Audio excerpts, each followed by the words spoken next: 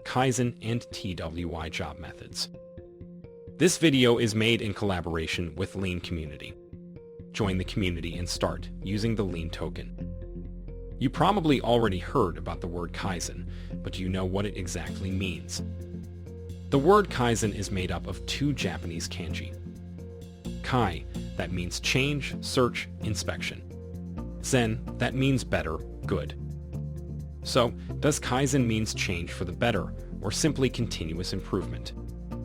Well, yes and no. The first kanji kai can be broken down into two parts meaning self and discipline.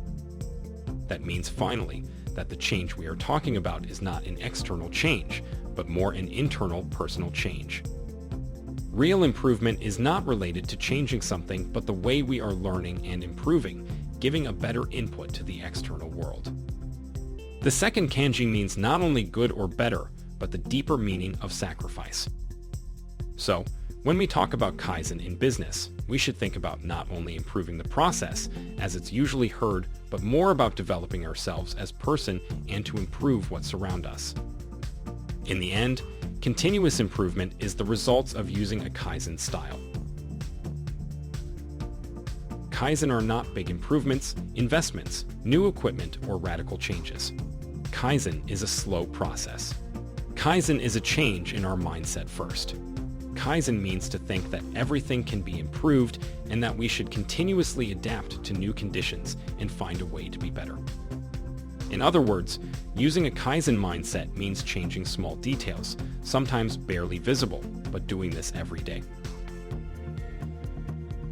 But where Kaizen comes from.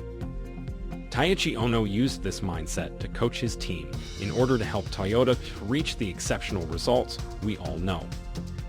In fact, coaching people to continuously learn, question, and self-developing knowledge is one of the foundations of the famous Toyota production system.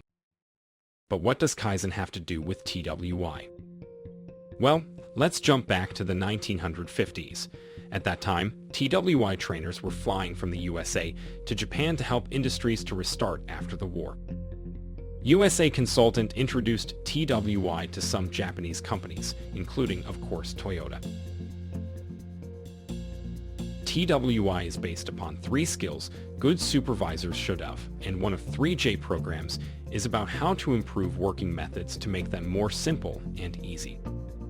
Job method, as all TWI programs, is built on 4 steps referring to the PDCA cycle. In detail, here is the relation between the PDCA and TWI. Plan. Break down the job. Listing all details. Do. Question all details. Why is necessary?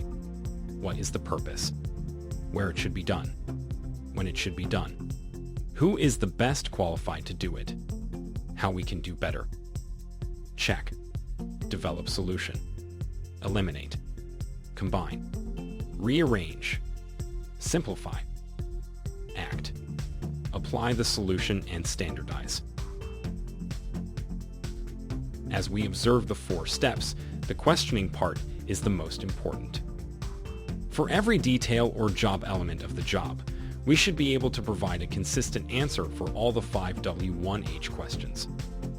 This method could help us to discover wastes, to eliminate or combine work elements or balance them between different people, or just simplify them, and in the end, have a more lean process. And don't forget, the process of questioning and challenging to find the correct answers is a team-based job where everybody should be invited to join and provide suggestions. Finally, here's the link between job method and Kaizen. Taiichi Ohno and his team continued to use the TWI program, and the job method was taught to all supervisors and production leaders. This approach gave Toyota a big advantage in terms of engagement from production people, providing a huge number of improvements coming directly from operators working on the machines. The empowerment given to Toyota's people by this strategy is still something unique in the business. The fact the team is responsible to improve their work, not somebody coming from another department, together with the Kaizen philosophy that everything can be improved, starting from ourselves, makes Toyota's example something hard to copy. The process of improving is clear, but getting into the mindset that we should change ourselves first, be more open to learning and adapting to new conditions, and also criticize what we did in the past is the key to stepping into a higher level of awareness toward the continuous improvement philosophy. Thank you for watching this video. Remember to like and subscribe to the channel. More info into the description below.